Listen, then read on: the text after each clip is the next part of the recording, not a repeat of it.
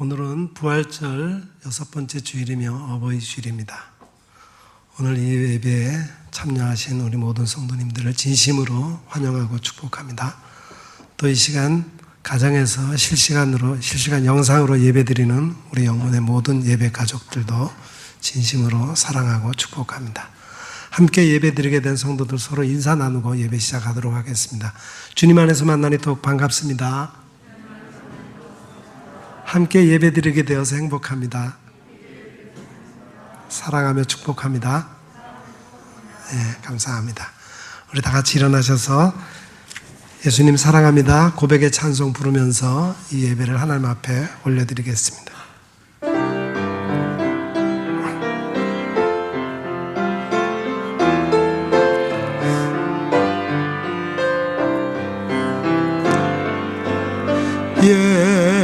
예수 사랑해요 나 주 앞에 엎드려 경배와 찬양 함께 드리네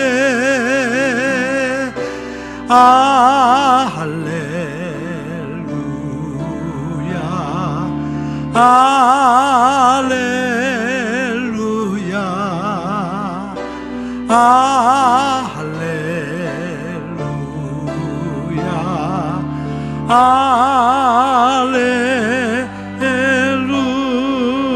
할렐루야.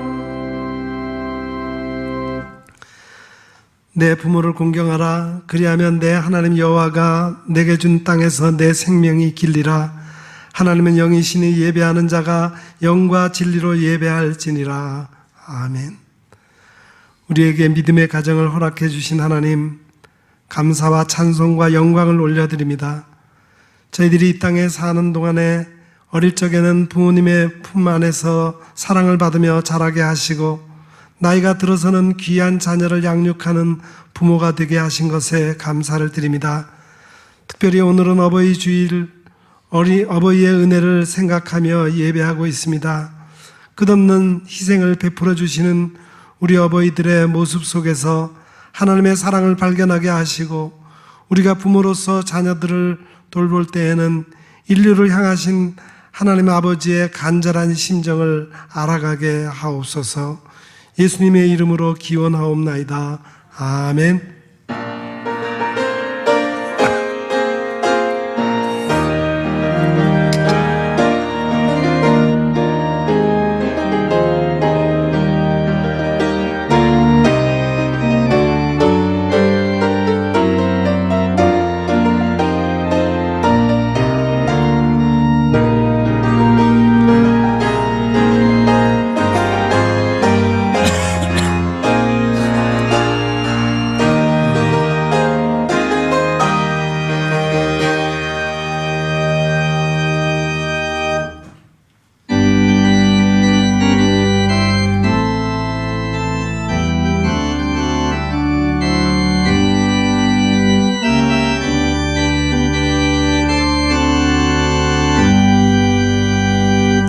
내가 늘 의지하는 예수 나의 상처 입은 심령을 불쌍하게 여기사 위로하여 주시니 미쁘신 나의 좋은 친구 내가 의지하는 예수 나의 사모하는 친구 나의 기도 들으사 응답하여 주시니 미쁘신 나의 좋은 친구 주의 손 의지하고 살 때 나를 해할 자가 없도다 주님 나의 마음을 크게 위로하시니 미쁘신 나의 좋은 친구 내가 의지하는 예수 나의 사모하는 친구 나의 기도 들으사 응답하여 주시니 미쁘신 나의 좋은 친구,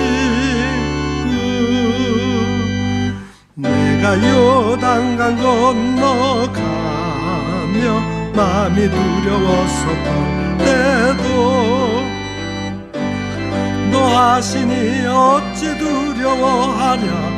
미쁘신 나의 좋은 친구, 내가 의지하는 나 의지하는 나의 사모하는 친구, 나의 기도 들으사 응답하여 주시니 미쁘신 나의 좋은 친구, 이후 천국에 올라가서 모든 성도들과 다 함께 우리들을 구하신 주를 찬양하리라. 미쁘신 나의 좋은 친구, 내가 의지하는 예수, 나의 사모하는 친구, 나의 기도 들으사 응답하여 주시니 미쁘신 나의 좋은 친구.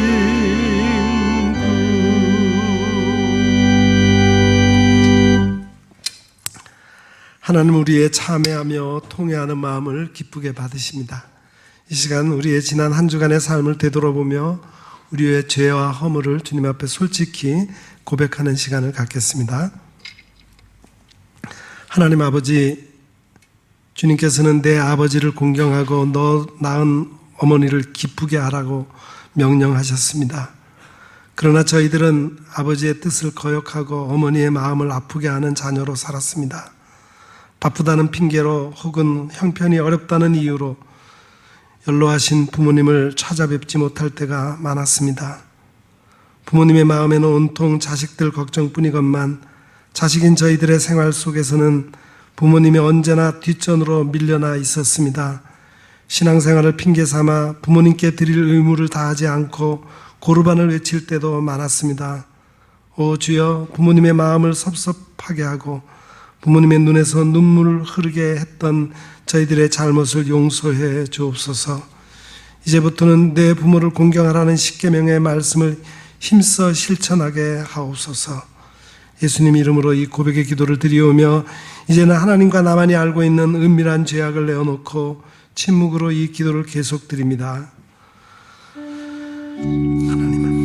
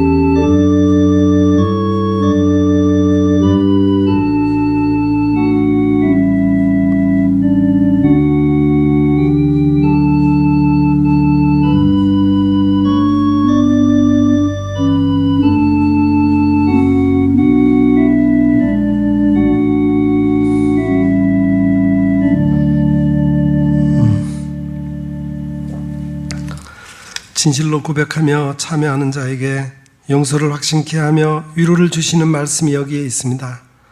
너희는 옷을 찢지 말고 마음을 찢고 너희 하나님 여호와께로 돌아올지어다. 그는 은혜로우시며 자비로우시며 노하기를 더디하시며 인애가 크시사 뜻을 돌이켜 재앙을 내리지 아니하시나니. 아멘. 이제는 우리가 함께 우리의 신앙을 사도신경으로 고백드리오니 나는 전능하신 아버지 하나님 천지의 창조주를 믿습니다. 나는 그의 유일하신 아들 우리 주 예수 그리스도를 믿습니다. 그는 성령으로 잉태되어 동정녀 마리아에게서 나시고 본디오 빌라도에게 고난을 받아 십자가에 못 박혀 죽으시고 장사된 지 사흘 만에 죽은 자 가운데서 다시 살아나셨으며 하늘에 오르시어 전능하신 아버지 하나님 우편에 앉아 계시다가 거기로부터 살아있는 자와 죽은 자를 심판하러 오십니다. 나는 성령을 믿으며 거룩한 공교회와 성도의 교제와 죄를 용서받는 것과 몸의 부활과 영생을 믿습니다. 아멘.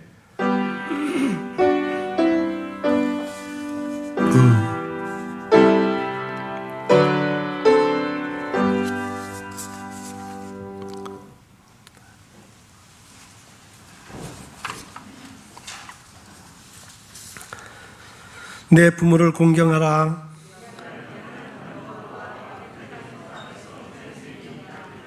내 아들아, 내 아비의 훈계를 들으며 내 어미의 법을 떠나지 말라. 너를 낳은 아비에게 청종하고 내 늙은 어미를 경히 여기지 말지니라. 자녀들아, 주 안에서 너희 부모에게 순종하라. 이것이 옳으니라.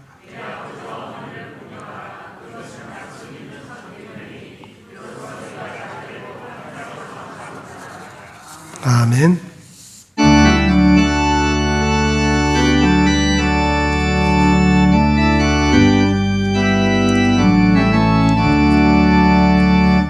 예수를 나의 구주 삼고 성령과 피로서 거듭나니 이 세상에서 내 영혼이 하늘의 영광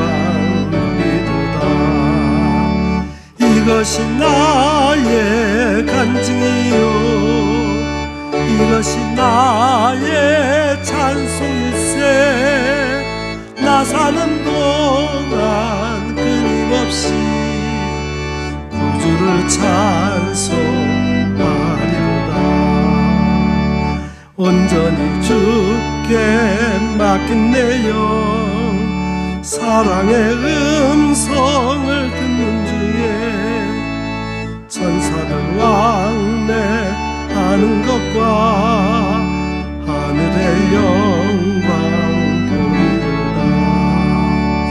이것이 나의 간증이요 이것이 나의 찬송일세 나 사는 동안 끊임없이 구주를 찬송하리로다.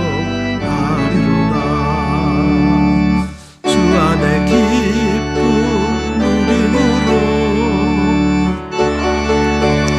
낭이 산잔하니 세상과 나는 간 곳 없고 구속한 주만 보이도다. 이것이 나의 간증이요 이것이 나의 찬송일세 나 사는 동안 끊임없이 구주를 찬송하리로다.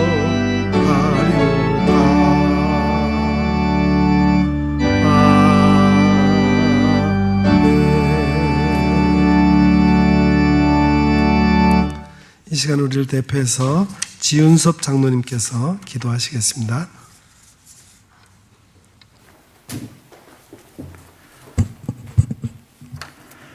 영원 전부터 만물을 창조하신 하나님의 권능과 사랑을 찬양하며 경배드립니다.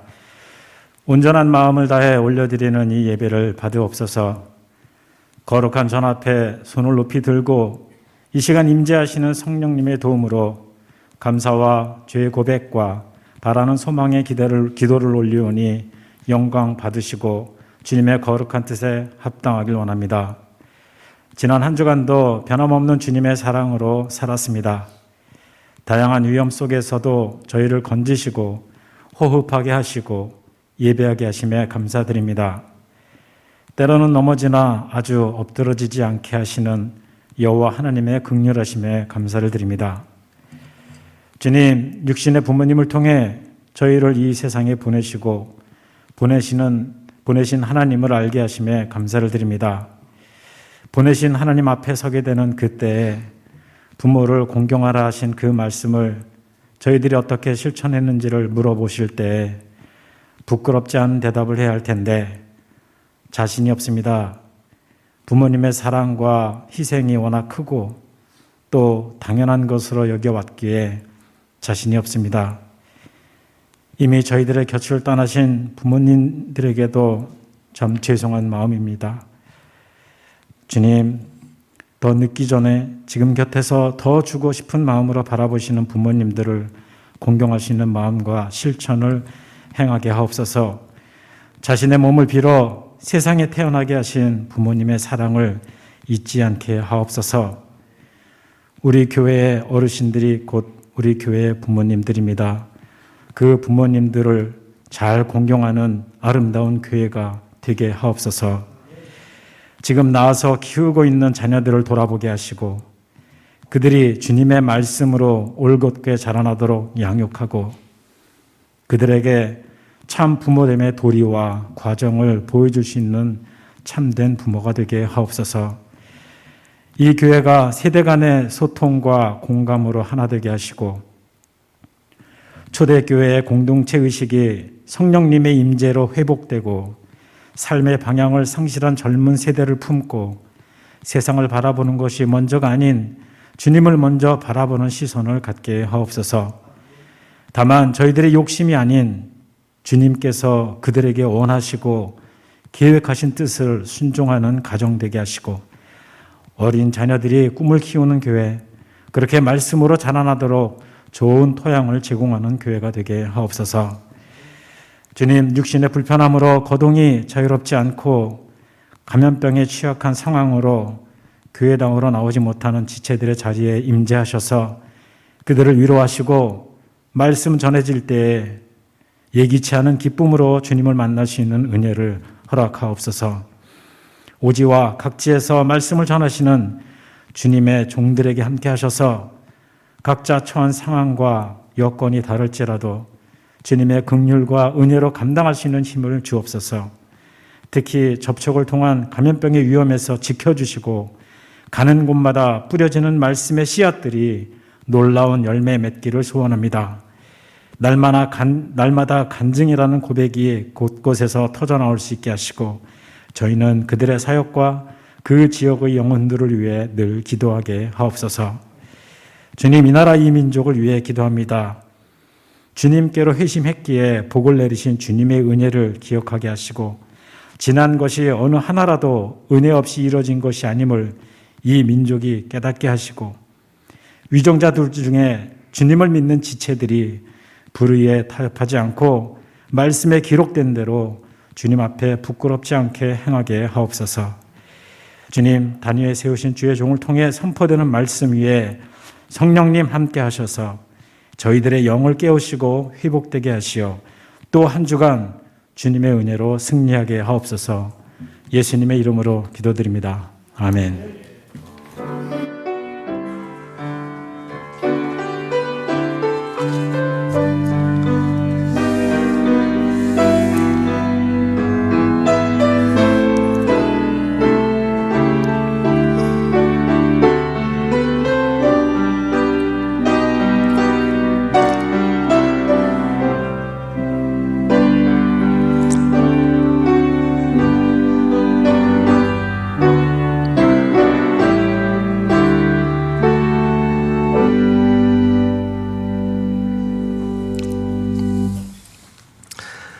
봉헌 시간입니다. 봉헌은 하나님께서 우리에게 베풀어 주신 은혜들을 헤아리면서 우리에게 주신 것 중에서 가장 귀한 것, 좋은 것으로 다시 응답하는 시간입니다. 우리 모두에게 이 시간이 그런 시간이 되기를 바랍니다. 오늘 봉헌송 또 찬송가 50장 1절 부르면서 함께 봉헌하겠습니다.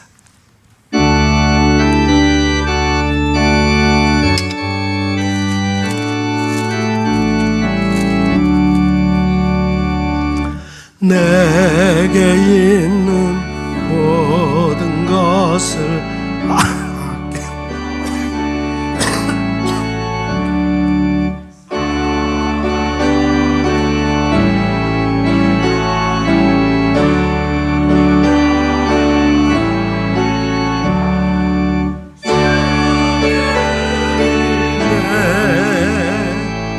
주께 드리네. 사랑하는 구주 앞에 모두 드리네.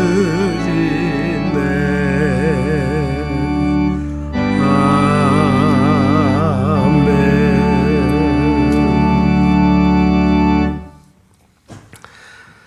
우리에게 생명을 주시고 가정을 주시고 믿음의 부모님을 주신 하나님 감사를 드립니다. 오늘 어버이 주일을 맞아 다시 한번 부모님을 공경하는 것이 우리에게 큰 축복이 됨을 깨닫게 해 주시니 감사합니다. 이 시간 필요를 따라 베풀어 주신 하나님의 은혜에 감사하여 예물을 정성껏 준비하여 드립니다. 기뻐 받아 주시옵소서. 소득의 11조를 드립니다. 약속하신 말씀처럼 더욱 풍성한 것을 관리할 수 있는 복을 허락해 주옵소서. 감사의 예물과 선교와 봉사와 장학 사업을 위한 예물을 드립니다. 우리의 삶 속에서 더욱 감사의 조건들이 많아지게 하시고 하나님이 원하시는 곳에 이 예물이 사용됨으로 하나님의 나라가 더욱 이 땅에 왕성하게 세워지게 하옵소서. 예수 그리스도의 이름으로 이 봉헌의 기도를 드리옵나이다. 아멘. 감사합니다. 교회 소식 말씀드리겠습니다. 오늘은 어버이 주일입니다. 그래서 교회가 우리 교회 출석 교우들 중에서 70세 이상 되시는 어르신들에게 선물을 준비했습니다. 지난 주간에 가정으로 배달된 가정도 있고 또 오늘 예배에 참석하신 우리 70세 이상 어르신들에게 전달하는 순서를 가지려고 합니다. 70세 이상 되신 어르신들 잠깐 자리에 일어서 주시기 바랍니다. 선물은 가정당 하나라고 그럽니다. 예. 잠깐 일어서 주시죠. 예? 일어서 주세요. 예. 예. 김영호 권사님 일어서. 예. 김영호 권사님도 일어서세요. 일어서. 예.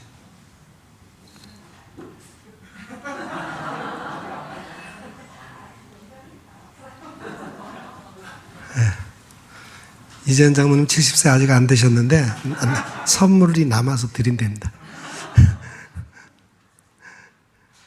예, 감사합니다. 우리 한번 박수 한번 하겠습니다. 네, 감사합니다. 네.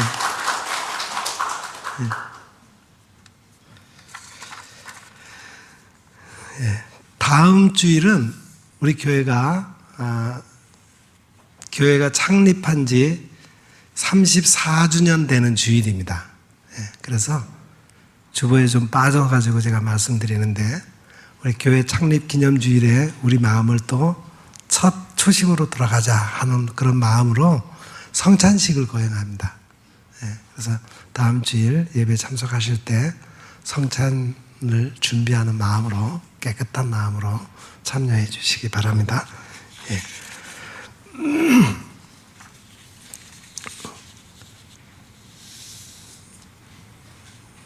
그리고 오늘 이번 주에 그 구역 권찰에는 그 줌 방식으로 하니까 구역장님들 기억해 주시기 바랍니다.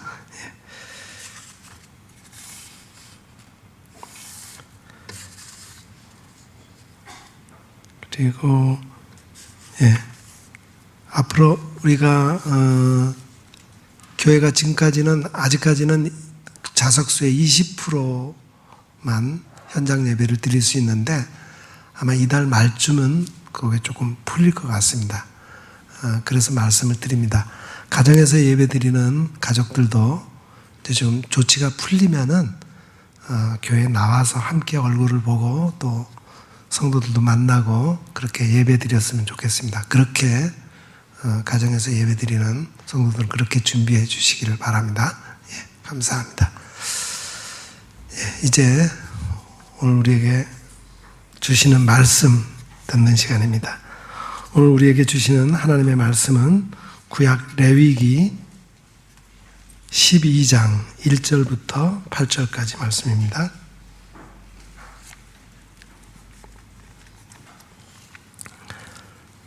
제가 받들어 읽겠습니다. 레위기 12장 1절부터 8절까지 말씀입니다. 여호와께서 모세에게 말씀하여 이르시되 이스라엘 자손에게 말하여 이르라.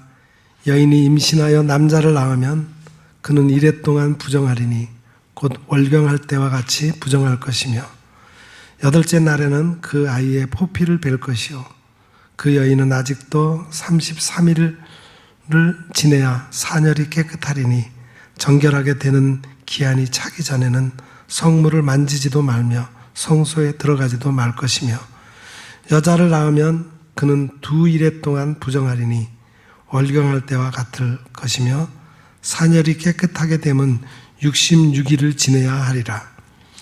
아들이나 딸이나 정결하게 되는 기한이 차면 그 여인은 번제를 위하여 1년 된 어린 양을 가져가고 속죄제를 위하여 지푸들기 새끼나 산비둘기를 회막문 제사장에게로 가져갈 것이요 제사장은 그것을 여호와 앞에 드려서 그 여인을 위하여 속죄할지니 그리하면 사녀리 깨끗하리라. 이는 아들이나 딸을 생산한 여인에게 대한 규례니라. 그 여인이 어린 양을 바치기에 힘이 미치지 못하면 산비둘기 2마리나 집비둘기 새끼 2마리를 가져다가 하나는 번제물로 하나는 속죄제물로 삼을 것이요 제사장은 그를 위하여 속죄할지니 그가 정결하리라. 아멘. 오늘 찬양은 최윤영 집사님 준비해 주셨습니다.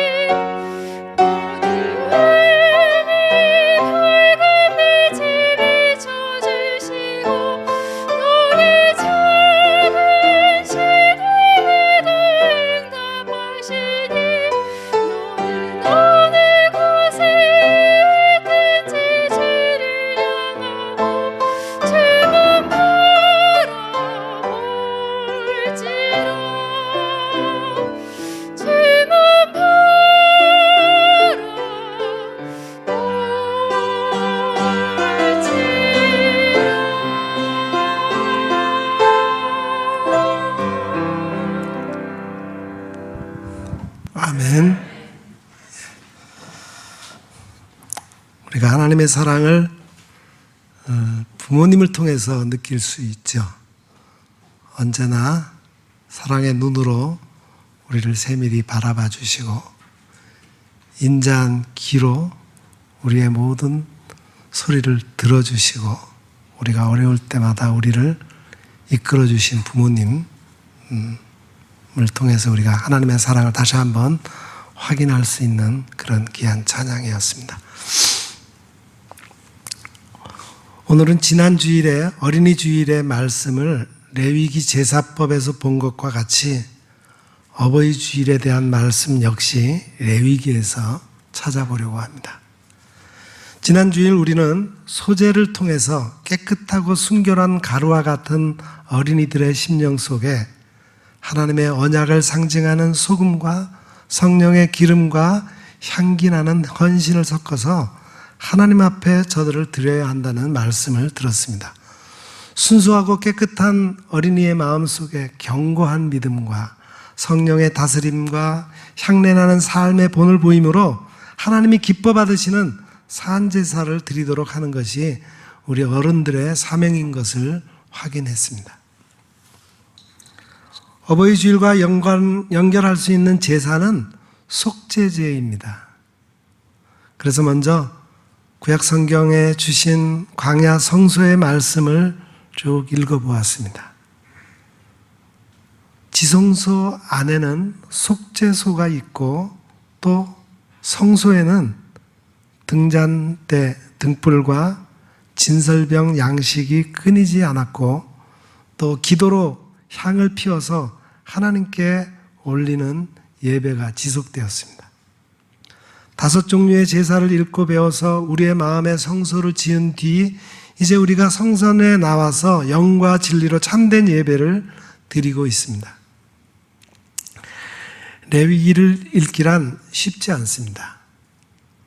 정한 짐승과 부정한 짐승이 나오는가 하면 피부병이나 유출병 같이 듣기도 민망한 것들도 나옵니다.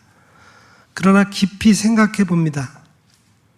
레위기 11장에 먹지 말라고 기록된 짐승으로 맨 처음 낙타부터 맨 끝에 박쥐가 나옵니다. 인류가 이전에 경험한 메르스는 낙타가 원인이 되었고 지금도 우리 귀에 생생한 이 코로나는 박쥐가 바이러스의 숙주로 지목된 동물입니다. 그리고 피부병으로부터 각종 전염병 짙은 병을 막기 위해 격리 규정도 이 레위기에 세세하게 기록되어 있습니다. 아무리 레위기가 오래전의 기록이라 할지라도 이는 지금도 여전히 살아있는 하나님의 말씀인 것입니다. 예수 그리스도께서 오신 후에 우리는 율법에서 자유로워졌지만 그 본질을 잊어서는 안 될 것입니다. 주님이 말씀하셨습니다. 내가 율법이나 선지자를 폐하러 온 줄로 생각하지 말라. 폐하러 온 것이 아니요 완전하게 하려 함이라. 예수 그리스도는 율법을 없애지 않으시고 완전하게 하셨습니다. 유대인의 가정은 5살 때부터 자녀에게 모세오경을 가르치기 시작하는데 맨 처음 읽히는 것이 바로 레위기였습니다. 창세기보다도 이 책을 먼저 읽도록 했어요. 왜 그럴까요? 먼저 하나님의 거룩하심을 알고 거룩한 본질로 믿음의 바탕을 놓아야 하기 때문입니다. 우리도 레위기를 읽으면서 제사의 본질은 헌신적 예배, 음식의 본질은 거룩한 구별, 정결의 본질은 도덕적 순결, 제사장과 성전의 본질은 예수 그리스도의 교회임을 깨닫게 되는 겁니다. 레위기의 전체 주제는 11장 말씀 속에 있습니다. 11장 44절 45절 말씀입니다. 나는 여호와 너희의 하나님이라. 내가 거룩하니 너희도 몸을 구별하여 거룩하게 하고 땅에 기는 길짐승으로 말미암아 스스로 더럽히지 말라. 나는 너희의 하나님이 되려고 너희를 애굽 땅에서 인도하여 낸 여호와라. 내가 거룩하니 너희도 거룩할지어다. 하나님께서는 나의 거룩함을 너희도 따르라고 이르셨고 그 방법으로 몸을 구별하라 하셨습니다. 곧 세상의 죄를 따르지 말고 스스로 성결하게 되어야 한다는 것입니다. 우리는 코로나 사태를 통해서 예배를 드리는 것, 음식을 먹는 것, 정결한 것, 격리하는 것, 성전에 오는 것 등의 중요성을 직접 배우고 경험하고 있습니다. 거룩함을 위한 기나긴 학습 기간이었습니다. 오늘이 어버이 주일입니다. 우리는 어머니에게서 출생하여 그 사랑을 받고 자랐으며 대부분 믿음까지도 물려받은 사람들입니다. 그런데 레위기 12장에 아이를 낳은 어머니에 대한 규례가 있습니다. 우리는 이 말씀을 읽으면서 몇 가지 의문이 생기는 것을 막을 수가 없습니다. 먼저 아이를 낳은 산모가 부정하다고 하였는데 왜 그럴까요? 출생의 기쁨보다 부정이 더 크단 말인가요? 다음으로 출생한 아이가 아들인가 딸인가에 따라서 정결하게 되는 기간에 차이가 있습니다. 남자아이를 낳으면 부정한 기간이 7일이며 부정이 씻어지는 회복 기간은 33일입니다. 여자아이의 경우는 각각 14일과 66일입니다. 꼭 2배가 되는 기간이므로 이건 남녀 차별이 아닐까요? 끝으로 그 기한이 차면 제사장에게 나아가 속죄를 드려야 하는데 제사의 제물과 방식은 어떤 것입니까? 이 물음에 답하기 전 이 시대의 어머니들의 모습을 살펴보려고 합니다. 얼마 전에 한국보건사회연구원 연구팀에서 부모를 모실 책임이 자녀에게 있다는 데에 동의하는가 하는 설문조사를 했어요. 6천여 가구가 응답을 했고 그 결과는 아니다, 책임이 없다, 반대 41%, 책임이 있다, 찬성 23%, 찬성도 반대도 아니고 모르겠다가 36%였습니다. 대답하기가 곤란해서 그렇지 모르겠다는 사람의 다수가 반대였을 게 뻔합니다. 이 뉴스 끝머리에 자식의 부모 부양은 이제 옛말이 되었다고 했습니다. 부모를 공경하라 하신 하나님의 말씀도 옛말로 돌려야 하는가 생각해 보아야겠습니다. 강영길 작가가 쓴 밥보다 예수라는 책이 있습니다. 우리 교단신문인 한국기독공보에 크리스천 문학 읽기라는 연재물이 있는데 작년 가정의 달에 그 책을 분석해서 소개한 적이 있습니다. 이 책은 신간이 아니고 9년 전에 출판되었지만 거기에 실린 12 어버이의 믿음과 삶이 변함없는 감동을 선사하고 있습니다. 이 책을 읽노라면 먼저 천국에 가신 어머니와 우리 교회의 어머니들이 가슴에서 떠나지를 않습니다. 이 책은 12 어머니의 신앙 열전입니다. 열전이라고 하면은 여러 사람들의 개별적인 정기를 버려 기록한 것인데 사마천의 사기나 김부식의 삼국사기에서 알려진 글 형식이 열전이에요. 그러나 이 어머니들은 세상 나라가 아닌 천국을 사모하는 열전의 주인공들입니다. 섬에서 해녀 일을 하는 어머니도 있고 산간에서 밭을 매는 어머니도 있어서 제각각 삼천리 방방곡곡에서 열심히 살아가는 분들인데 이분들에게는 여러 가지 공통점이 있습니다. 책 제목인 밥보다 예수에서 느낄 수 있는 것처럼 이 어머니들은 모두 가난합니다. 일찍 결혼해서 들어간 시댁은 친정보다 더 가난하고 예수 믿는다는 이유로 박해를 당하기도 합니다. 그러나 지극한 하나님 사랑과 자녀 사랑으로 그 어려움을 이겨냅니다. 이 어머니들은 새벽 기도회 때 종을 치는 종지기가 많았고 교역자를 헌신적으로 섬깁니다. 기도에 힘쓰며 성령에 이끌리는 생활을 합니다. 이런 어머니들이 있어서 우리나라는 빈곤에서 벗어났고 교회가 세워질 수 있었어요. 천국을 소유할 이 열전의 주인공들은 자녀들을 주님 안에서 잘 길러내고도 결코 자신을 내세우지 않았습니다. 항상 겸손하고 하나님 앞에서 죄스러워하는 모습이 우리 어머니들과 똑같습니다. 믿음의 어머니들은 하나님께 구별된 모습으로 살며 늘 죄인 같은 마음을 갖고 있었습니다. 예전에는 내세운 시집살이가 있었지만 현대에 와서는 거꾸로 가는 경향이 있습니다. 연로하신 부모님들이 오히려 자식 눈치를 보며 사는 경우가 많습니다. 제가 어느 정도 우리 교회 각 가정의 분위기를 아는데 제가 어르신들한테 자녀들이 좀 못마땅한 것이 있으면은 제게 말씀하시라고 제가 대신 전해드리겠다고 하면은 아예 함구하십니다.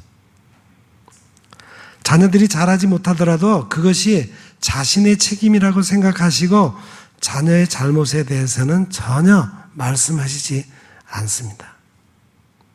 그것이 우리 부모님들의 모습이에요. 남편을 일찍 여의고 외동딸과 외롭게 사는 한 중년 여인이 있었습니다. 한 번은 사랑하는 딸이 가출해서 어느 도시의 술집에서 일하고 있다는 소식을 들었어요. 어머니는 딸이 있을 만한 곳을 다 찾아다니면서 전단을 뿌렸습니다. 그런데 그 전단에 딸의 사진은 없었습니다. 어머니의 사진과 함께 다음과 같은 글이 적혀 있었어요. 사랑하는 딸아, 엄마가 너를 간절히 기다리고 있단다. 어머니는 전단에 딸의 사진을 그려 넣으면 딸의 얼굴이 알려져서 사람들에게 부끄러움을 당할 수도 있다고 생각한 거예요. 그래서 딸 대신에 자신의 사진을 전단에 넣은 것입니다. 결국 딸은 가출한 지 사흘 만에 어머니의 품으로 돌아왔습니다. 그리고 통의 눈물을 흘렸습니다. 어머니의 깊은 사랑을 도저히 외면할 수 없었어요. 저를 위해 대신 수치를 당하신 그 사랑에 감사드려요. 이 어머니의 마음은 바로 우리 예수님과 같습니다. 예수님은 우리의 죄와 수치를 대신 짊어지고 십자가에서 고통을 당하셨습니다. 이제 그 어머니들을 우리가 위로하며 공경하고 천국에 가시는 날까지 잘 받들어 모셔야 할 것입니다. 하나님께서는 우리에게 이런 명령과 약속을 하셨습니다. 내 부모를 공경하라. 그리하면 내 하나님 여호와가 내게 준 땅에서 내 생명이 길리라. 이제 앞에서 제기한 세 가지 의문을 풀어보십시다. 우리를 낳을 때 어머니는 왜 부정한가? 하나님이 주신 생명을 잉태하고 출산했는데도 부정하게 된 이유는 산혈, 즉 피를 많이 흘렸기 때문입니다. 피는 생명의 근원이라 했어요. 육체의 생명은 피에 있다고 말씀하셨습니다. 그래서 피를 쏟거나 피를 먹는 것은 부정한 일이었습니다. 아울러 또 하나의 이유는 새로운 생명이 죄의 유전을 갖고 태어난다는 사실입니다.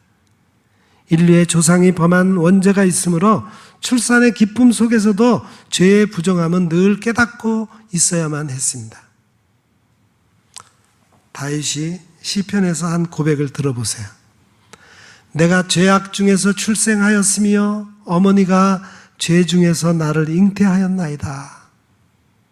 우리 모두 죄 중에 태어난 인생들입니다.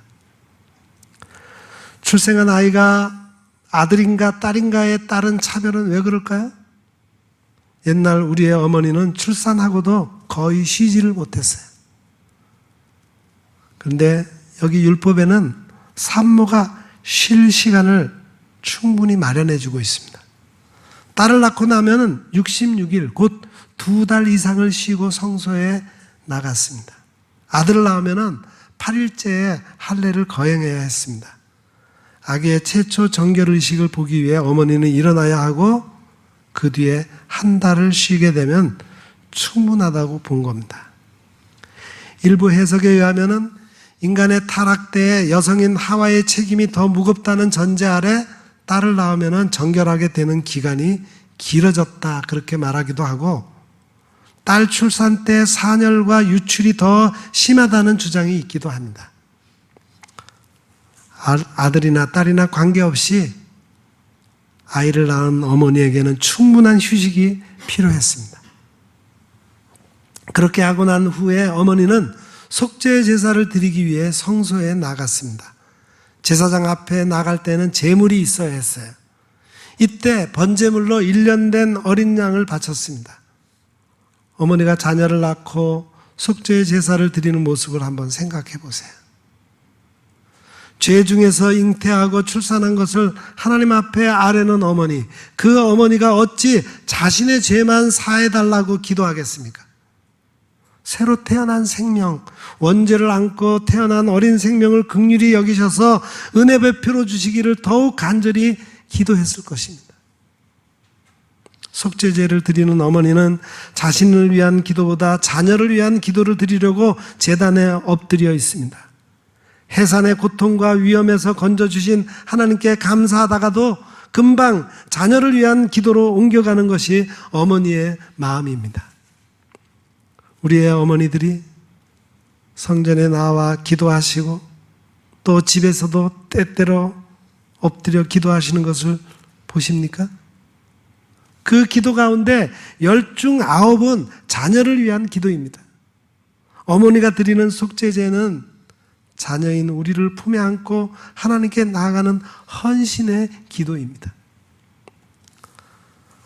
어린 양을 예물로 바칠 형편이 못 되는 가난한 집들도 많았습니다. 그런 가정의 어머니들은 비둘기 한 쌍을 바쳤습니다. 한 마리는 번제물로 한 마리는 속죄 제물이었어요. 이것은 가난한 가정을 위한 배려였습니다. 아기 예수님의 가정도 비둘기 2마리를 가져간 가난한 집이었습니다. 베들레헴에서 나신 예수님은 8일 만에 할례를 받고 어머니도 정결 예식을 가졌습니다. 누가복음 2장에 있는 말씀입니다. 모세의 법대로 정결 예식의 날이 참에 아기를 데리고 예루살렘에 올라가니 이는 주의 율법에 쓴 바 첫 해에 처음 난 남자마다 주의 거룩한 자라 하리라 한 대로 아기를 주께 드리고 또 주의 율법에 말씀하신 대로 산비둘기 한 쌍이나 혹은 어린 집비둘기 둘로 제사하려 함이더라. 비둘기 한 쌍을 제물로 가지고 속죄제를 드린 성경의 기록을 우리가 여기서 볼 수가 있는 겁니다. 어버이 주일에 항상 아버지는 서열이 뒤로 밀리죠. 일반적으로 어머니의 자녀 사랑에 아버지가 미치지 못하는 까닭입니다. 조금 전에 언급한 책 밥보다 예수에서 열전의 주인공들도 어머니가 11분이고 거기에 나오는 아버지는 딱 한 분뿐이었어요. 그렇지만 말이나 행동으로 표현할 수 없는 뜨거운 자녀 사랑이 아버지들에게 어찌 없겠습니까? 레위기에서 보이는 아버지 사랑으로 균형추를 맞춰보려고 합니다. 대제사장 아론에게는 4명의 아들이 있었습니다. 성경에는 늘 아론과 그의 아들들이라는 구절이 붙어 다녔어요. 그들은 모두 제사장들이었습니다. 그런데 하루는 큰아들 나답, 둘째 아들 아비후가 제단의 불에 삼켜 타 죽었습니다. 그들이 여호와 앞에 향을 사를 때 번제단의 불을 사용하지 않고 아무거나 번제단의 불 말고 다른 불을 썼기 때문이라고 성경은 말씀합니다. 직무를 경시하고 불순종한 대가였어요. 이 사건 직후에 회막에 들어갈 때에는 포도주나 독주를 마시지 말라. 그리하여 죽음을 면하라는 말씀이 나옵니다. 그들이 술을 마셔서 그런 잘못을 범하지 않았을까 하는 추론이 가능합니다. 이 기막힌 현장에서 아론은 죽은 2 아들을 보며 슬픔을 나타내지도 못한 채 잠잠했습니다. 아버지로서 그 마음이 어떠했을까요? 그는 묵묵히 대제사장으로서의 사명을 다했습니다. 남은 아들 엘리아살, 이다말과 함께 속죄의 제사를 묵묵히 집례했습니다. 인간적인 아버지 아론의 통곡 소리가 들리는 것만 같습니다. 아버지는 그렇게 아픔을 속으로 누르며 하나님 앞에 서야 하는 존재들입니다. 속으로 통곡하던 아버지 아론은 속죄 제물인 염소를 불살랐습니다. 이 제물은 거룩한 성소에서 제사장들이 먹어야 하는 것이 규례였어요. 그런데 그 규례를 어기고 아론은 그 속죄 제물 전체를 하나님 앞에 불살라 버린 겁니다. 어찌 보면 사람이 먹는 것보다 하나님 앞에 태워드렸으니 그게 더 잘한 일이 아닐까 생각할 수도 있습니다. 그러나 그렇지 않습니다. 이 제물은 드린 사람을 속죄한다는 의미가 있으므로 제사장이 먹게 되어 있는 것이었어요. 모세는 이 대목을 냉정하게 지적했습니다. 이때 아론은 이렇게 대답합니다. 아론이 모세에게 이르되 오늘 그들이 그 속죄제와 번제를 여호와께 드렸어도 이런 일이 내게 임하였거늘 오늘 내가 속죄제물을 먹었더라면 여호와께서 어찌 좋게 여겼으리요. 이 말은 제사장의 몫인 제물을 기쁜 마음으로 먹어야 하는데 두 아들의 죽음 때문에 기쁨이 없어져서 이런 마음으로 먹는 것은 또 하나의 죄를 하나님 앞에 추가하는 일이 될 것이라는 뜻이었습니다. 아론은 감정을 억누르면서 담담하고 겸손하게 해명의 말을 했습니다.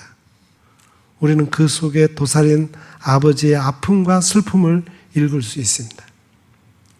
자녀가 눈앞에서 죽었으나 그들의 잘못 때문에 그렇게 되었으니 슬픔을 참고 제사장 임무를 끝까지 수행해야 하는 이 아버지, 이런 일을 우리가 당한다면 우리는 아버지로서 어떤 말과 태도를 보일 수 있을까요?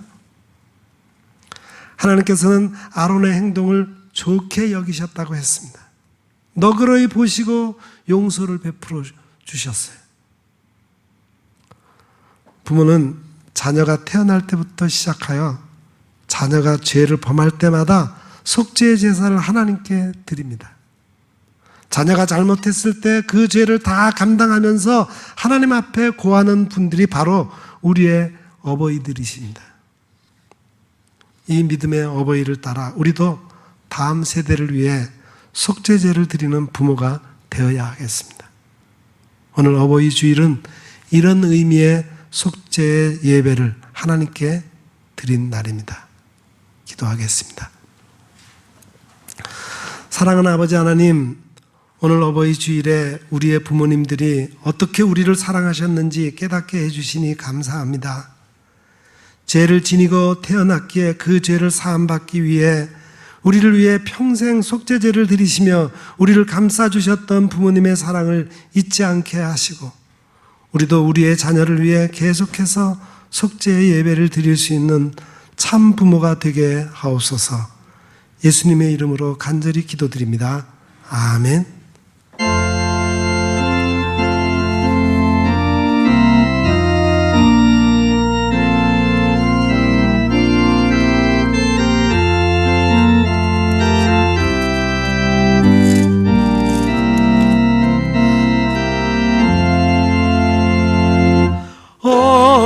언제나 바라봐도 늘 보고 싶은 분, 기쁠 때나 슬플 때 늘 보고 싶은 모든 것 주시고도 더 주시려느니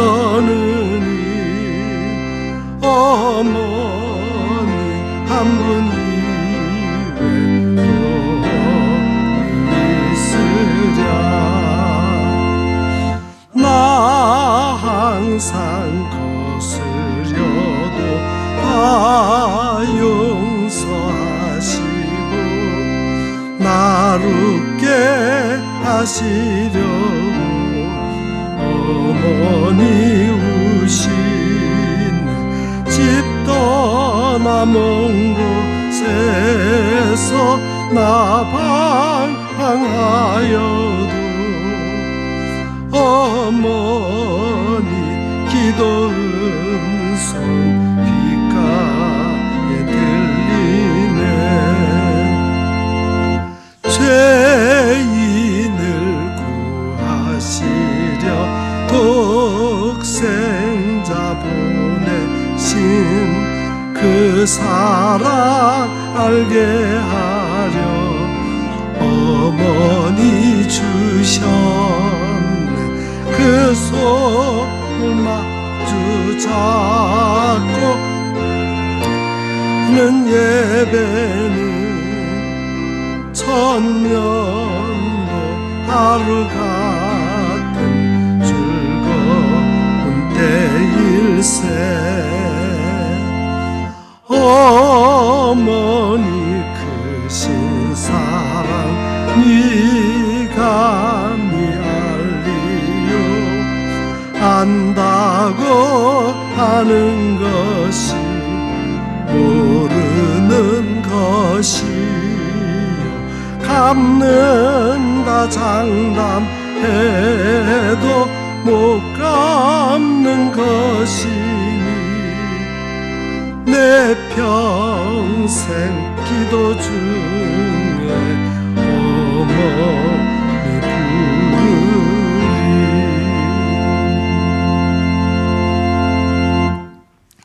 사랑하는 성도 여러분, 여러분에게 위탁의 말씀을 드립니다. 그동안 나를 길러주시고 사랑하신 부모님을 떠올려 보십시오. 물론 모든 부모님이 모범적이시지는 않으셨을 겁니다. 그러나 자식의 허물을 덮어주시려고 자녀의 잘못을 당신의 잘못인 양 짊어지시고 기도하신 부모님들이 대부분이십니다. 그 부모님들처럼 여러분들도 자녀의 잘못에 대해 속죄제를 드리는 부모가 되시기를 간절히 부탁드립니다. 기도하겠습니다. 이제는 우리의 죄를 사하시기 위해 대신 모욕과 수치를 받으시며 십자가를 지심으로 우리를 구원해 주신 우리 구주 예수 그리스도의 은혜와 독생자를 아끼지 아니하시고 우리를 위해 내어주신 하나님의 그 풍성하시고 고귀하신 사랑하심과 성령님의 감화 감동 위로 교통 충만하심의 역사가 우리를 위해 평생 속죄제를 드리신 우리의 부모님들과 또 자녀를 위해 앞으로 계속해서 자녀의 잘못을 가슴에 안고 하나님 앞에 기도드리며 속죄제를 드리기로 다짐하는 여기 머리 숙인 주의 거룩한 백성들 위에와 그 각 가정과 가정 안의 모든 식구들 위에 또한 가정이 경영하는 사업 위에 우리 온 교회와 이 나라 이 민족 위에 이제로부터 영원 무궁토록 함께 하옵시기를 간절히 축원하옵나이다. 아멘.